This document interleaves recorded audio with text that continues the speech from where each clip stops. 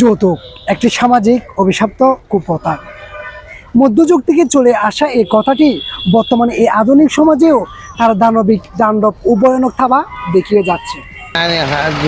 মানুষ এখন আজ জেঠি এগুলো লইলে মেয়ে বিয়ার যৌতুক দিতে এই ঠিক অন্ত এখন আজ তো বহুত বছর লাগে। এই যে রহিম মিয়া, একজন বৃদ্ধ, সবার সামনে তার মুখে হাসি থাকলেও তার অন্তরে চিন্তার বাজ, চিন্তার অপরাধ। তিনি একজন কন্যা সন্তানের পিতা। পেশায় তিনি একজন রাজমিস্ত্রি হলেও গত 2 বছর আগে অনেকটা ধার দেনা করে তার মেয়েকে বিয়ে দিয়েছিল, যে ধার পরিশোধ করতে এখনো হিমশিম খাচ্ছে এই বৃদ্ধ। ঋণ তো পরিশোধ করা করিব আর ঋণ লই যে কষ্টটা আসিব আজি আর এই যৌতুক নলে আর যৌতুক যদি সমাজে তুলি যাবে জানা আর ভালো। শুধু রহিম মিয়াই নয়, এভাবে প্রিয় কন্যাকে বিয়ে দিয়ে ঋণের বারে আটকেও ডাল ভাত খেতেও কষ্ট হয় হাজারো খেতে খাওয়া পরিবারের।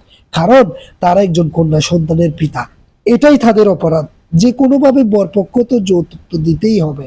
কিন্তু আমরা কি একবারও চিন্তা করেছি যে পিতা দিনে 500 টাকা ইনকাম করে নুন আনতে পান্তা পোড়ায়, তার পক্ষে এ ধার দেনা পরিশোধ করতে বছরের পর বছর লেগে যায়, যার হিসাব আমরা খেয়েও রাখি না। অন্যদিকে শুধু চট্টগ্রামে যৌতুক নামের এ সামাজিক কুপ্রথার প্রাদুর্ভাব সবচাইতে বেশি।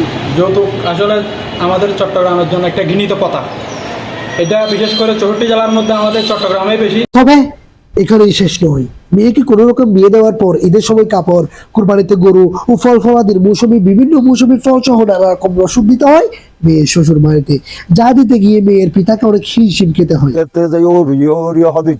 তোর বল কার ইন্নদের এরিমা হদে ইয়ান দরু তোদের দিন তখন ফরস নয় হতল যে বতাদের বাইয়েদের মহুদের এর মধ্যে অনেক সময় এর ওষুধগুলো দিতে না পারার কারণে শ্বশুর বাড়িতে মেয়েকে লাঞ্ছনার শিকার ও অনেক সময় আত্মহত্যার ঘটনা ঘটতে দেখা যায়।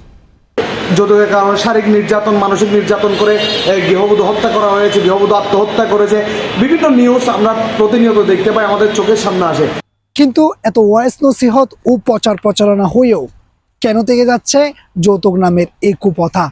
প্রশ্ন রইল সভ্য সমাজের কাছে। আল্লাহ পাক রব্বুল আলামিন কোরআন এবং সুন্নাহ দ্বারা আমরা যেটা বুঝি, যৌতুক সম্পূর্ণ একটি হারাম একটি বিষয়, যে বিষয়টি আমরা এনজয় করে আমরা নিচ্ছি। যৌতুক দেওয়াও হারাম, নেওয়াও হারাম। একটি মেয়েকে বিয়ে দিতে গিয়ে যদি বছরের পর বছর একটি পরিবারকে ঋণের বোঝা মাথা নিয়ে বেঁচে থাকতে হয়, তাহলে আমরা কি পারি না যৌতুক নামের এ শব্দটি আমাদের সমাজ থেকে মুছে দিতে? আমরা কি পারি না যৌতুক নামের এ কুপ্রথা আমাদের মন থেকে মুছে দিতে? আমাদের মন মানসিকতাই পারে যৌতুক নামের এই করাল ঘাস থেকে আমাদের সমাজকে মুক্তি করতে। আসুন আমরা সবাই মিলে যৌতুককে না বলি, যৌতুককে পরিহার করে একটি সুখী সমৃদ্ধ সমাজ গঠনের অঙ্গীকার করি। আসসালামু আলাইকুম।